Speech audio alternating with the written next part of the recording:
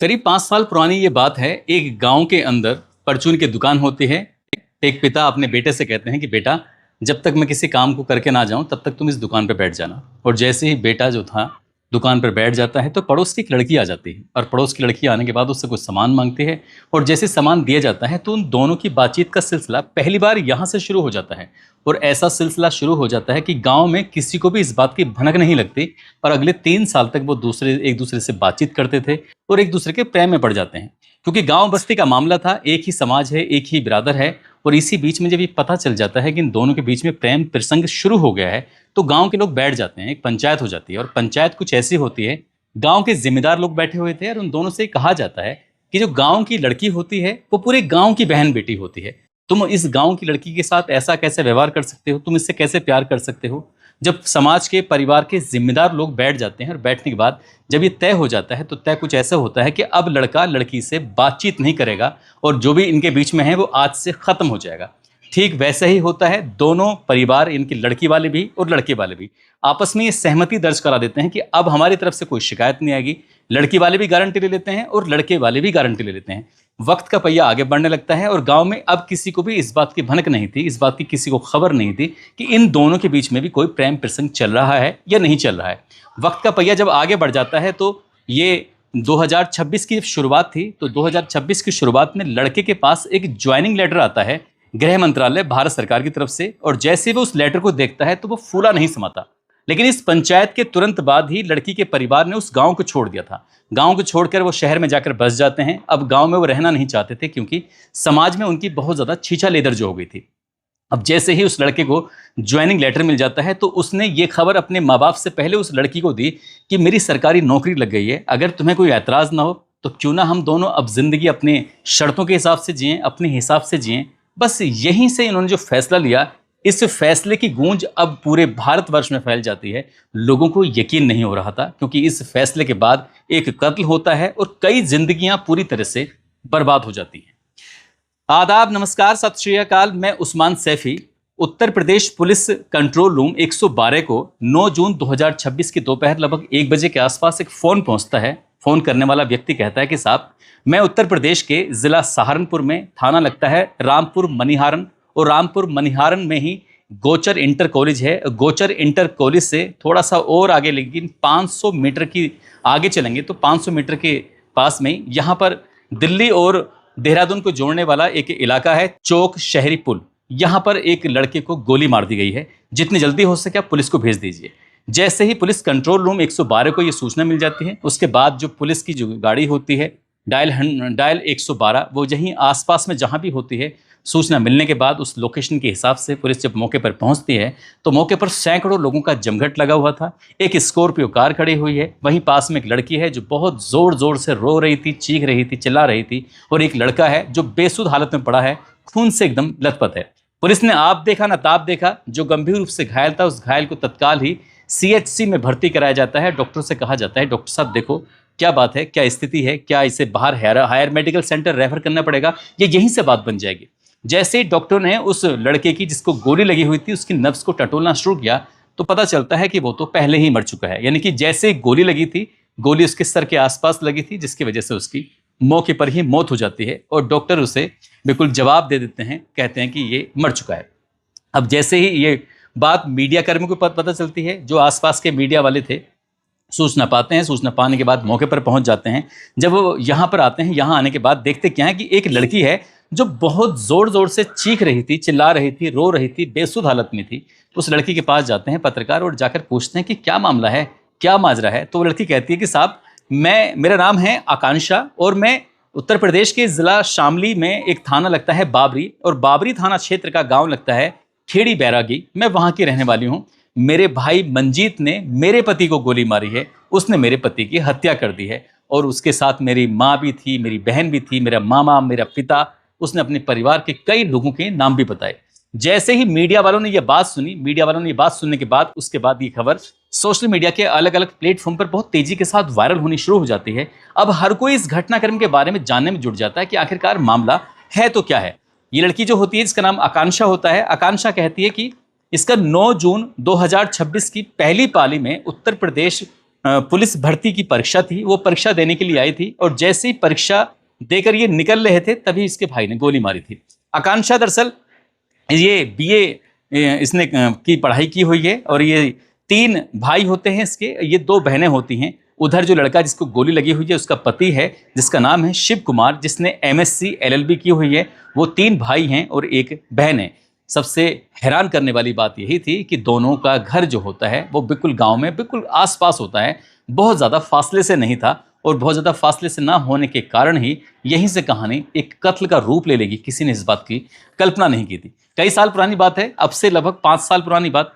इस लड़के के जो पिता होते हैं शिव कुमार के, गांव में ही परचून की दुकान किया करते हैं और परचून की दुकान करने के दौरान ही अपना जो बड़ा बेटा है, सबसे बड़ा वाला बेटा जिसका नाम शिव कुमार है, वो उनका कभी कभी हाथ बढ़ाता है, यानी कि अपने पापा की दुकान पे जाके बैठ जाता है।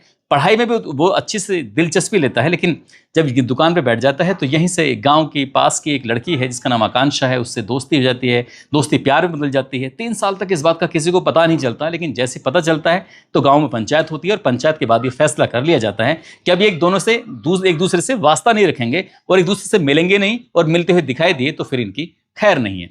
गांव वाले जिम्मेदार लोग जब बैठ के पंचायत करते हैं तो फैसला ले लिया जाता है, लेकिन लड़की के परिवार को यह बात इतनी खराब लगती है कि वो इस गांव को छोड़ने पर मजबूर हो जाते हैं और शामली में अटल बिहार एक कॉलोनी होती है, वहां पर अपना घर बनाते हैं और घर बनाने के बाद वहीं पर अपनी जिंदगी जी रहे थे। सब कुछ उनका ठीक ठाक चल रहा था और गांव से वास्ता तो था, गांव में वो आते थे लेकिन खेती बाड़ी के हिसाब से, लेकिन बहुत ज़्यादा नहीं आते जाते थे। लड़की पर अब ज़्यादा ध्यान दिया जाने लगा कि लड़की कहीं किस बातचीत तो नहीं कर रही, कुछ कर तो नहीं रही है। लेकिन वक्त का पहिया जब आगे बढ़ जाता है तो वक्त के पहिया आगे बढ़ने के साथ साथ ही जो लड़का होता है जिसका नाम शिव कुमार है, 2026 की शुरुआत में, शायद जनवरी की ये बात है, उसके पास एक भारत सरकार गृह मंत्रालय की तरफ से जो ज्वाइनिंग लेटर आता है, तो ज्वाइनिंग लेटर होता है वो एसएसएफ का, यानी कि स्पेशल सिक्योरिटी फोर्स का।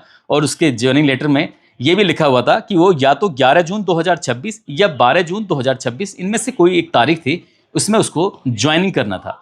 अब इस लड़के ने लड़की से बातचीत की, किसी भी रास्ते से मतलब संपर्क बनाया, और संपर्क जैसे बनाता उस लड़की से कहता कि मेरी सरकारी नौकरी लग गई है और हम दोनों को एक साथ रहना चाहिए, हम लोगों को फैसला करना चाहिए, तो मेरे लिए, मैं तुम्हारे लिए ही बना हूँ। इस तरह की जब दोनों की बातचीत होती है तो लड़का लड़की ने फैसला कर लिया और फरवरी 2026 में मौका मिल जाता है और मौका मिलते ही ये घर छोड़कर भाग जाते हैं। लड़का ही भाग जाता है, लड़की भी भाग जाती है, जो दोनों भाग जाते हैं। भागने के बाद सीधे प्रयागराज पहुंच जाते हैं और प्रयागराज के आर्य समाज मंदिर में जाते हैं। जाने के बाद शादी कर लेते हैं, शादी वादी हो जाती है इनकी।